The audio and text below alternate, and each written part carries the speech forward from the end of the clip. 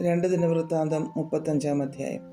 അനന്തരം യോശീയാവ് യെരൂശലേമിൽ യഹോവയ്ക്കൊരു പെസഹ ആചരിച്ചു. 1-ാം മാസം 14-ാം തീയതി അവർ പെസഹ അറുത്തു.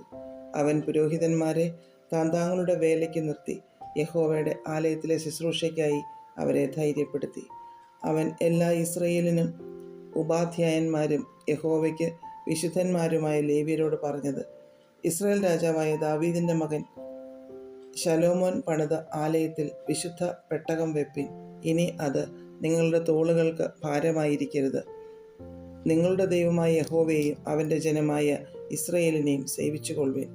ഇസ്രായേൽ രാജാവായ ദാവീദിൻ്റെയും അവൻ്റെ മകനായ ശലോമോൻ്റെയും എഴുത്തുകളിൽ കാണും പോലെ പിതൃഭവനമായും കൂറുകൂറായി നിങ്ങളെ തന്നെ ക്രമപ്പെടുത്തുവിൻ. നിങ്ങളുടെ സഹോദരന്മാരായ ജനത്തിൻ്റെ പിതൃഭവന വിഭാഗം അനുസരിച്ച് ഓരോന്നിന് ലേവ്യരുടെ ഓരോ പിതൃഭവന ഭാഗം വരുവാൻ തക്കവണ്ണം വിശുദ്ധ മന്ദിരത്തിങ്കൽ നിന്നുകൊള്ളുവിൻ. ഇങ്ങനെ നിങ്ങൾ പെസഹ അറുത്ത് നിങ്ങളെ തന്നെ വിശുദ്ധീകരിക്കുകയും മോശമുഖാന്തരം ഉണ്ടായ യഹോവയുടെ അരുളപ്പാട് നിങ്ങളുടെ സഹോദരന്മാർ അനുസരിക്കേണ്ടതിന് അവരെ ഒരുക്കുകയും ചെയ്യുവിൻ. യോശീയാവ് അവിടെ ഉണ്ടായിരുന്ന എല്ലാവർക്കും വേണ്ടി പെസഹ യാഗങ്ങൾക്കായിട്ട് രാജാവിൻ്റെ വക ആട്ടിൻകൂട്ടത്തിൽ നിന്ന് ആകെ 30,000 കുഞ്ഞാടിനെയും വെള്ളാട്ടിൻകുട്ടിയെയും 3000 കാളയെയും ജനത്തിന് കൊടുത്തു.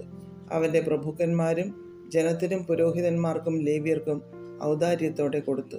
ദൈവാലയ പ്രമാണികളായ ഹിൽക്കിയാവും സെഖര്യാവും യഹിയേലും പുരോഹിതന്മാർക്ക് പെസഹ യാഗങ്ങൾക്കായിട്ട് 2600 കുഞ്ഞാടിനെയും 300 കാളയെയും കൊടുത്തു. കോനന്യാവും അവൻ്റെ സഹോദരന്മാരായ ശമയ്യാവും നെഥനയേലും ലേവ്യരുടെ പ്രഭുക്കന്മാരായ ഹസബ്യാവും യഹിയേലും യോസാബാദും ലേവ്യർക്ക് പെസഹ യാഗങ്ങൾക്കായിട്ട് 5000 കുഞ്ഞാടിനെയും 500 കാളയെയും കൊടുത്തു. ഇങ്ങനെ ശുശ്രൂഷ ക്രമത്തിലായി. രാജകൽപ്പന പ്രകാരം പുരോഹിതന്മാർ തങ്ങളുടെ സ്ഥാനത്തും ലേവ്യർ കൂറുകൂറായും നിന്നു. അവൻ പെസഹ അറുത്തു. പുരോഹിതന്മാർ അവരുടെ കയ്യിൽ നിന്ന് രക്തം വാങ്ങിത്തളിക്കുകയും ലേവ്യർ തോലുരിക്കുകയും ചെയ്തു. പിന്നെ മോശയുടെ പുസ്തകത്തിൽ എഴുതിയിരിക്കുന്നത് പോലെ യഹോവയ്ക്ക് അർപ്പിക്കേണ്ടതിന് അവർ ജനത്തിൻ്റെ പിതൃഭവന വിഭാഗമനുസരിച്ച് കൊടുപ്പാൻ തക്കവണ്ണം ഹോമയാഗത്തെയും അങ്ങനെ തന്നെ കാളകളെയും നീക്കിവെച്ചു. അവർ വിധി പോലെ പെസഹയെ തീയിൽ ചുട്ടു. നിവേദിതങ്ങളെ കലങ്ങളിലും കുട്ടകങ്ങളിലും ചട്ടികളിലും വേവിച്ചു സർവ്വജനത്തിനും വേഗത്തിൽ വിളമ്പിക്കൊടുത്തു. പിന്നെ അവർ തങ്ങൾക്കും പുരോഹിതന്മാർക്കും വേണ്ടി ഒരുക്കി. അഹരോന്യരായ പുരോഹിതന്മാർ ഹോമയാഗങ്ങളും മേധസ്സും അർപ്പിക്കുന്നതിൽ രാത്രി വരെ അധ്വാനിച്ചിരുന്നത് കൊണ്ട് ലേവ്യർ തങ്ങൾക്കും അഹരോന്യരായ പുരോഹിതന്മാർക്കും വേണ്ടി ഒരുക്കി. അസാഹ്യരായ സംഗീതക്കാർ ദാവീദിൻ്റെയും ആസാഫിൻ്റെയും ഹേമാൻ്റെയും രാജാവിൻ്റെയും ദർശകനായ യദൂഥൂൻ്റെയും കൽപ്പന പ്രകാരം തങ്ങളുടെ സ്ഥാനത്തും വാതിൽ കാവൽക്കാർ അതത് വാതിൽക്കലും നിന്നു. അവർക്ക് തങ്ങളുടെ ശുശ്രൂഷ വിട്ടുപോകുവാൻ ആവശ്യമില്ലായിരുന്നു. അവരുടെ സഹോദരന്മാരായ ലേവ്യർ അവർക്ക് ഒരുക്കിക്കൊടുത്തു. ഇങ്ങനെ യോശീയ രാജാവിൻ്റെ കൽപ്പന പ്രകാരം പെസഹ ആചരിപ്പാനും യഹോവയുടെ യാഗപീഠത്തിന്മേൽ ഹോമയാഗങ്ങൾ അർപ്പിപ്പാനും വേണ്ടിയുള്ള യഹോവയുടെ സകല ശുശ്രൂഷയും അന്ന് ക്രമത്തിലായി. അവിടെയുണ്ടായിരുന്ന ഇസ്രായേൽ മക്കൾ ആ സമയത്ത് പെസഹയും പുളിപ്പില്ലാത്ത അപ്പത്തിൻ്റെ ഉത്സവവും 7 ദിവസം ആചരിച്ചു. ശമൂവേൽ പ്രവാചകന്റെ കാലം മുതൽ ഇസ്രായേലിൽ ഇതുപോലെയൊരു പെസഹ ആചരിച്ചിട്ടില്ല. യോശീയാവും പുരോഹിതന്മാരും ലേവ്യരും അവിടെ ഉണ്ടായിരുന്ന എല്ലാ യഹൂദയും ഇസ്രായേലും യെരൂശലേം നിവാസികളും ആചരിച്ച ഈ പെസഹ പോലെ ഇസ്രായേൽ രാജാക്കന്മാരാരും ആചരിച്ചിട്ടില്ല. യോശീയാവിൻ്റെ വാഴ്ചയുടെ 18-ാം ആണ്ടിൽ ഈ പെസഹ ആചരിച്ചു. യോശീയാവ് ദൈവാലയത്തെ യഥാസ്ഥാനത്താക്കുക മുതലായ ഈ കാര്യങ്ങളൊക്കെയും കഴിഞ്ഞ ശേഷം മിസ്രയീം രാജാവായ നെഖോഫ്രാത്തിന് സമീപത്തുള്ള കക്കേമീഷ് ആക്രമിപ്പാൻ പോകുമ്പോൾ യോശീയാവ് അവൻ്റെ നേരെ പുറപ്പെട്ടു. എന്നാൽ അവൻ അവൻ്റെ അടുക്കൽ ദൂതന്മാരെ അയച്ചു: യഹൂദ രാജാവേ, എനിക്കും നിനക്കും തമ്മിൽ എന്ത്? ഞാൻ ഇന്ന് നിന്റെ നേരെ അല്ല, എനിക്ക് യുദ്ധമുള്ള ഗൃഹത്തിൻ്റെ നേരെ അത്രേ പുറപ്പെട്ടിരിക്കുന്നത്. ദൈവം എന്നോട് ബന്ധപ്പെടുവാൻ കൽപ്പിച്ചിരിക്കുന്നു. എൻ്റെ പക്ഷത്തിലുള്ള ദൈവം നിന്നെ നശിപ്പിക്കാതിരിക്കേണ്ടതിന് അവനോട് ഇടപെടരുത് എന്ന് പറയിച്ചു. എങ്കിലും യോശീയാവ് വിട്ടുതിരിയാതെ അവനോട് യുദ്ധം ചെയ്യേണ്ടതിന് വേഷം മാറി. നെഖോ പറഞ്ഞ ദൈവവചനങ്ങളെ കേൾക്കാതെ അവൻ മെഗിദ്ദോ താഴ്വരയിൽ യുദ്ധം ചെല്ലുവാൻ ചെയ്യുന്നു. വില്ലാളികൾ യോശീയ രാജാവിനെ എയ്തു. രാജാവ് തൻ്റെ ഭൃത്യന്മാരോട്, എന്നെ കൊണ്ടുപോകുവിൻ, ഞാൻ കഠിനമായി മുറിവേറ്റിരിക്കുന്നു എന്ന് പറഞ്ഞു. അങ്ങനെ അവൻ്റെ ഭൃത്യന്മാർ അവനെ രഥത്തിൽ നിന്നിറക്കി അവൻ്റെ 2-ാം രഥത്തിൽ ആക്കി യെരൂശലേമിൽ കൊണ്ടുവന്നു. അവൻ മരിച്ചു. അവൻ്റെ പിതാക്കന്മാരുടെ ഒരു കല്ലറയിൽ അവനെ അടക്കം ചെയ്തു. എല്ലാ യഹൂദയും യെരൂശലേമും യോശിയാവെക്കുറിച്ച് വിലപിച്ചു. യിരെമ്യാവും യോശിയാവെക്കുറിച്ച് വിലപിച്ചു. സകല സംഗീതക്കാരും സംഗീതക്കാരത്തികളും ഇന്നുവരെ അവരുടെ വിലാപങ്ങളിൽ യോശിയാവെക്കുറിച്ച് പ്രസ്താവിക്കുന്നു. ഇസ്രയേലിൽ അത് ഒരു ചട്ടമാക്കിയിരിക്കുന്നു. അവ വിലാപങ്ങളിൽ എഴുതിയിരിക്കുന്നുവല്ലോ. യോശിയാവിൻ്റെ മറ്റുള്ള വൃത്താന്തങ്ങളും യഹോവയുടെ ന്യായപ്രമാണത്തിൽ എഴുതിയിരിക്കുന്ന പ്രകാരമുള്ള അവൻ്റെ സൽപ്രവൃത്തികളും അദ്യാവസാനം അവൻ്റെ ചരിത്രവും ഇസ്രയേലിലെയും യഹൂദയിലെയും രാജാക്കന്മാരുടെ പുസ്തകത്തിൽ എഴുതിയിരിക്കുന്നുവല്ലോ. അധ്യായം 36. ദേശത്തെ ജനം യോശിയാവിൻ്റെ മകനായ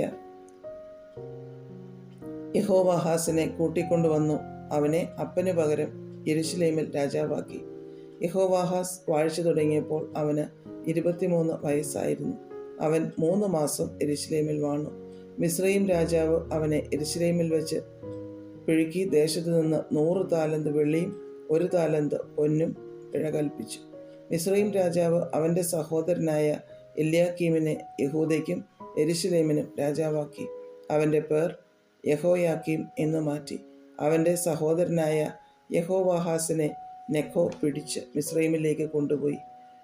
യഹോയാക്കീം വാഴ്ച തുടങ്ങിയപ്പോൾ അവന് 25 വയസ്സായിരുന്നു. അവൻ 7 സംവത്സരം യെരൂശലേമിൽ വാണു. അവൻ തൻ്റെ ദൈവമായ യഹോവയ്ക്ക് അനിഷ്ടമായുള്ളത് ചെയ്തു. അവൻ്റെ നേരെ ബാബേൽ രാജാവായ നെബൂഖദ്നേസർ വന്ന് അവനെ ചങ്ങലയിട്ട് ബാബേലിലേക്ക് കൊണ്ടുപോയി.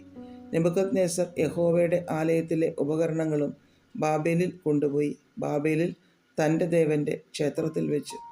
യഹോയാക്കീമിൻ്റെ മറ്റുള്ള വൃത്താന്തങ്ങളും അവൻ ചെയ്തതും അവനിൽ കണ്ടതുമായ മ്ലേച്ഛതകളും ഇസ്രയേലിലെയും യഹൂദയിലെയും രാജാക്കന്മാരുടെ പുസ്തകത്തിൽ എഴുതിയിരിക്കുന്നുവല്ലോ. അവൻ്റെ മകനായ യഹോയാഖീൻ അവന് പകരം രാജാവായി. യഹോയാഖീൻ വാഴ്ച തുടങ്ങിയപ്പോൾ അവന് 8 വയസ്സായിരുന്നു. അവൻ 3 മാസവും 10 ദിവസവും യെരൂശലേമിൽ വാണു. അവൻ യഹോവയ്ക്ക് അനിഷ്ടമായുള്ളത് ചെയ്തു. എന്നാൽ പിറ്റേയാണ്ടിൽ നെബൂഖദ്നേസർ രാജാവ് ആളയച്ചു അവനെയും യഹോവയുടെ ആലയത്തിലെ മനോഹരമായ ഉപകരണങ്ങളെയും ബാബേലിലേക്ക് വരുത്തി. അവൻ്റെ സഹോദരനായ സിദക്കിയാവെ യഹൂദയ്ക്കും യെരൂശലേമിനും രാജാവാക്കി. സിദക്കിയാവ് വാഴ്ച തുടങ്ങിയപ്പോൾ അവന് 21 വയസ്സായിരുന്നു. അവൻ 11 സംവത്സരം യെരൂശലേമിൽ വാണു. അവൻ തൻ്റെ ദൈവമായ യഹോവയ്ക്ക് അനിഷ്ടമായുള്ളത് ചെയ്തു. യഹോവയുടെ വായിൽ നിന്നുള്ള വചനം പ്രസ്താവിച്ച യിരെമ്യാ പ്രവാചകന്റെ മുമ്പിൽ തന്നെത്താൻ താഴ്ത്തിയില്ല. അവനെക്കൊണ്ട് ദൈവനാമത്തിൽ സത്യം ചെയ്യിച്ചിരുന്ന നെബൂഖദ്നേസർ രാജാവിനോട് അവൻ മത്സരിച്ചു ശാഠ്യം കാണിക്കുകയും ഇസ്രയേലിൻ്റെ ദൈവമായ യഹോവയിങ്കിലേക്ക് തിരിയാതെ വണ്ണം തൻ്റെ ഹൃദയം കഠിനമാക്കുകയും ചെയ്തു. പുരോഹിതന്മാരിൽ പ്രധാനികളൊക്കെയും ജനവും ജാതികളുടെ സകല മ്ലേച്ഛതകളെയും പോലെ വളരെ അകൃത്യം ചെയ്തു. യെരൂശലേമിൽ യഹോവ വിശുദ്ധീകരിച്ച അവൻ്റെ ആലയത്തെ അശുദ്ധമാക്കി. അവരുടെ പിതാക്കന്മാരുടെ ദൈവമായ യഹോവയ്ക്ക് തൻ്റെ ജനത്തോടും തൻ്റെ നിവാസത്തോടും സഹതാപം തോന്നിയിട്ട് അവൻ ജാഗ്രതയോടെ തൻ്റെ ദൂതന്മാരെ അവരുടെ അടുക്കൽ അയച്ചു. അവരോ ദൈവത്തിൻ്റെ ദൂതന്മാരെ പരിഹസിച്ചു, അവൻ്റെ വാക്കുകളെ നിരസിച്ചു. ഉപശാന്തിയില്ലാതാകും വണ്ണം യഹോവയുടെ കോപം തൻ്റെ ജനത്തിനു നേരെ ഉജ്ജ്വലിക്കുവോളം അവൻ്റെ പ്രവാചകന്മാരെ നിന്ദിച്ചു കളഞ്ഞു. അതുകൊണ്ട് അവൻ കൽദയരുടെ രാജാവിനെ അവരുടെ നേരെ വരുത്തി. അവൻ അവരുടെ യൗവനക്കാരെ അവരുടെ വിശുദ്ധമന്ദിരമായ ആലയത്തിൽ വെച്ച് വാൾ കൊണ്ട് കൊന്നു. അവൻ യൗവനക്കാരനെയോ കന്യകയോ വൃദ്ധനെയോ കിഴവനെയോ ആദരിക്കാതെ അവരെ ഒക്കെയും അവൻ്റെ കയ്യിൽ ഏൽപ്പിച്ചു കൊടുത്തു. ദൈവാലയത്തിലെ ചെറിയതും വലിയതുമായ ഉപകരണങ്ങളൊക്കെയും യഹോവയുടെ ആലയത്തിലെ ഭണ്ഡാരവും രാജാവിൻ്റെയും അവൻ്റെ പ്രഭുക്കന്മാരുടെയും ഭണ്ഡാരങ്ങളുമെല്ലാം അവൻ ബാബേലിലേക്ക് കൊണ്ടുപോയി. അവർ ദൈവാലയം ചുട്ടു, യെരൂശലേമിൻ്റെ മതിൽ ഇടിച്ചു, അതിലെ അരമനകൾ എല്ലാം തീക്കിരയാക്കി, അതിലെ മനോഹര സാധനങ്ങളൊക്കെയും നശിപ്പിച്ചു കളഞ്ഞു. വാളിനാൽ വീഴാതെ ശേഷിച്ചവരെ അവൻ ബാബേലിലേക്ക് കൊണ്ടുപോയി. പാർസി രാജ്യത്തിന് ആധിപത്യം സിദ്ധിക്കും വരെ അവർ അവിടെ അവനും അവൻ്റെ പുത്രന്മാർക്കും അടിമകളായിരുന്നു. യിരെമ്യാ മുഖാന്തരം ഉണ്ടായ യഹോവയുടെ വചനം നിവൃത്തിയാകേണ്ടതിന് ദേശം അതിൻ്റെ ശബ്ബത്തുകളെ അനുഭവിച്ചു കഴിയുവോളം തന്നെ. 70 സംവത്സരം തികയുവോളം അത് ശൂന്യമായി കിടന്ന കാലമൊക്കെയും ശബ്ബത്ത് അനുഭവിച്ചു. എന്നാൽ യിരെമ്യാ മുഖാന്തരമുണ്ടായ യഹോവയുടെ വചനം നിവൃത്തിയാകേണ്ടതിന് പാർസി രാജാവായ കോരശിൻ്റെ 1-ാം ആണ്ടിൽ യഹോവ പാർസി രാജാവായ കോരശിൻ്റെ മനസ്സുണർത്തി. അവൻ തൻ്റെ രാജ്യത്തെല്ലായിടവും ഒരു വിളംബരം പ്രസിദ്ധമാക്കി രേഖാമൂലം പരസ്യം ചെയ്തതെന്തെന്നാൽ, പാർസി രാജാവായ കോരശ് ഇപ്രകാരം കൽപ്പിക്കുന്നു: സ്വർഗത്തിലെ ദൈവമായ യഹോവ ഭൂമിയിലെ സകല രാജ്യങ്ങളെയും എനിക്ക് തന്നിരിക്കുന്നു. യഹൂദയിലെ യെരൂശലേമിൽ അവന് ഒരു ആലയം പണിവാൻ അവൻ എന്നോട് കൽപ്പിച്ചുമിരിക്കുന്നു. നിങ്ങളിൽ അവൻ്റെ ജനമായിട്ട് ആരെങ്കിലും ഉണ്ടെങ്കിൽ അവൻ്റെ ദൈവമായ യഹോവ അവനോട് കൂടെ ഇരിക്കട്ടെ. അവൻ യാത്ര പുറപ്പെടട്ടെ.